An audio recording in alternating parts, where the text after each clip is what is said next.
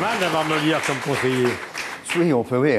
Il est très présent dans ce livre, Molière. Il est très présent parce que je voulais écrire un livre, non sur Molière, mais pour expliquer aux gens qu'on peut changer de vie, comme il l'a fait lui. Alors j'ai essayé... Il y a 10 chapitres. Oh oui, il y a 10 chapitres, ce sont plus que des leçons, c'est vraiment la main tendue vers les gens, pour qu'ils écrivent leur vie, comme Molière a su écrire la sienne, c'est-à-dire qu'il a changé de vie. Alors, premier chapitre, oser la vérité. Oser la vérité. Dire la vérité, c'est se faire des ennemis, forcément. C'est se faire des ennemis, je pense pas. Non. Ton pire ennemi, c'est toi-même. Parce que plus tu mens aux gens, plus tu te mens à toi-même, moins tu te respectes. Il faut oser dire la vérité, il faut oser dire aux cons qui sont autour de nous, bon, on va voir ailleurs. Et on doit déplaire au petit procureur du temps. Il faut être intraitable avec les cons, mais comme l'a chanté Brassens, quand on est con, on est con. Oui, qu'on est con, mais si tu veux. Mais je crois que le plus con d'entre tous, c'est nous-mêmes. C'est-à-dire que il me semble que si chacun réalisait dans sa propre vie non seulement ses rêves, mais les rêves qu'on attend de lui, tes parents, ta famille, tes professeurs, ceux que tu admires, alors on réussit sa vie. Mais si on passe à côté, on n'a pas d'excuses. Tout ça est une question de courage. C'est une question de courage, Michel, c'est aussi une question de persévérance. C'est-à-dire, chaque jour, on reçoit les conseils de tout le monde, faut faire ça, tu dois pas, mais pourquoi tu... Non, je crois que chaque jour, on doit simplement se regarder soi-même. Tu sais, on se regarde dans un miroir, et qu'est-ce qu'on voit dans le miroir? On voit tous les gens de notre vie, mais on ne se voit pas tel qu'on est. Je pense qu'il faut traverser le miroir, et au moins une fois par jour, je dis pas lire 3-4 pages du livre, mais peut-être, mais surtout lire en soi-même, c'est-à-dire se dire... Qu'est-ce que j'aurais dû faire? Molière, il a vécu à l'excès. Oui. Donc, il faut vivre à l'excès. Il faut vivre à l'excès. Il faut bien boire, bien manger. Oui, oui, oui. Et bien baiser aussi, tout faire. Hein. Mais il faut surtout aller jusqu'au bout de ce qu'on peut faire. C'est incroyable. Alors, dans l'ordre, c'est manger, boire, fumer, aimer, baiser ou baiser, manger, boire, fumer. C'est toi qui l'as dit. Je ne sais pas.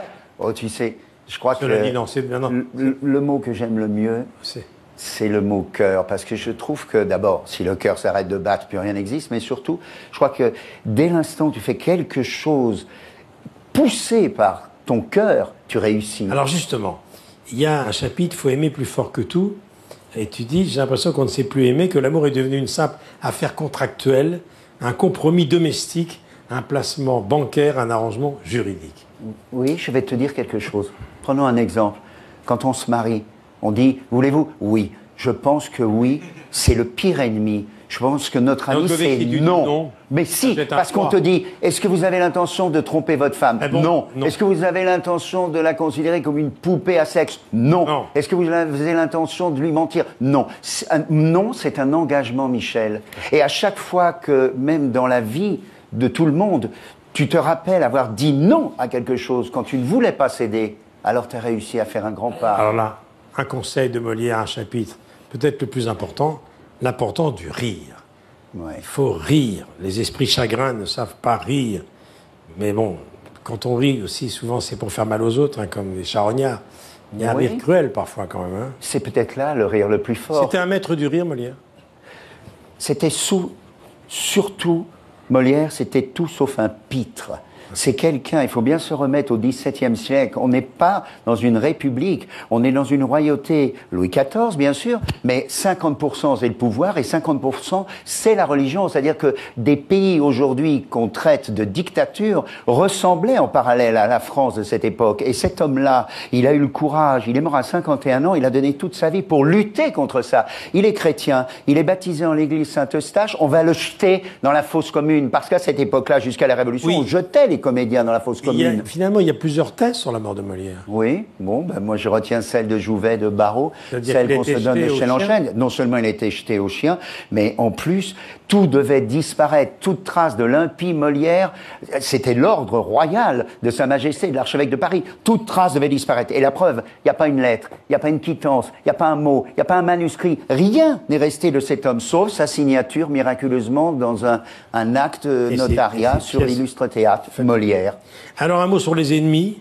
Plus nous réussissons, et moins nos ennemis nous le pardonnent. Oui, bien sûr.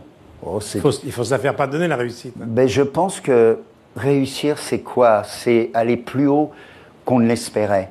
Si tu n'aboutis qu'à ce que tu penses possible pour toi, bon, ta vie, c'est un bonheur. Mais si tu vas encore plus haut, alors là, tu as presque une mission. Mais réussir, ça ne veut pas seulement réussir dans son métier. Il y a des gens qui, malheureusement, ne font pas leur métier, mais dont ils rêvaient. Mais réussir, ça veut dire t'étonner toi-même en apportant quelque chose aux autres. Et ce livre, je l'ai simplement écrit, j'espère, le plus clairement possible pour rappeler Molière, pour dire aux gens que ne pas écrire sa vie, c'est criminel. Rappelle-moi, Francis, oui. les pièces de Molière que tu as jouées. J'ai joué dans Le Bourgeois Cléante avec Isabelle Adjani. J'ai joué Cléante de Lavar avec Michel Aumont. J'ai joué le Don Juan, bien sûr, plusieurs fois avec Francis Perrin, avec Jean-Luc Boutet, avec Patrice Carbrat. Au conservatoire, il est incontournable. Il est incontournable au conservatoire parce que, paradoxalement, on va donner un exemple, il n'y a pas de langue de Molière. C'est le français qui est devenu la langue de Molière. Par exemple, qu'est-ce donc, qu'avez-vous? Laissez-moi. Je vous prie, mais encore dites-moi.